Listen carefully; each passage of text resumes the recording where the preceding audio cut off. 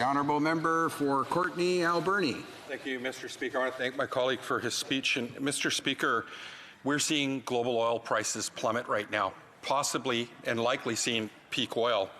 The oil sands we know is the highest cost of oil production in the world, and we've seen BlackRock, HSBC, the Norway Sovereign Trust Fund, Shell Oil, all pulling their money out, Mr. Speaker, as we are seeing a global climate emergency and a shift to clean energy. Right now, we've got a lot of energy workers in Alberta that are looking for just transition, that need just transition, Mr. Speaker, including Iron and Earth, a group that's fighting for climate solutions and clean energy and support of Indigenous communities and Indigenous self-determination.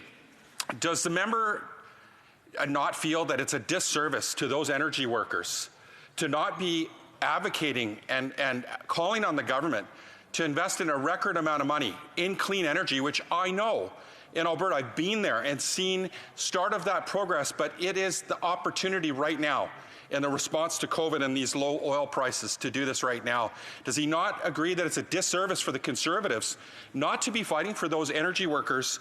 And does he consider the workers that belong to Iron and Earth as the radical left?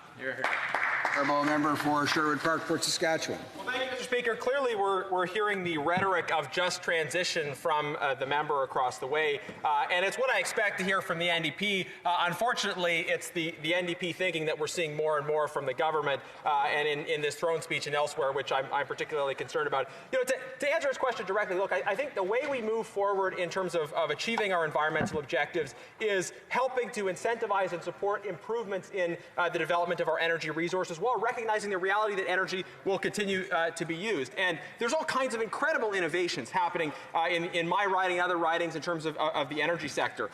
Look, this member, represents riding in British Columbia. I suspect he flew here. I suspect that he used election signs which were made from plastic. Certainly the NDP in my riding use plastic-based election signs. We have to use petroleum products. They're part of life. They're always going to be part of our life for the foreseeable future. The choice is simply, do we produce that here in Canada, do we get those jobs in Canada, and do we find ways of doing it more cleanly, or do we push that job and the economic opportunity out of our country to other places? That's the choice. The government, unfortunately, is undercutting our energy sector right now. We need to do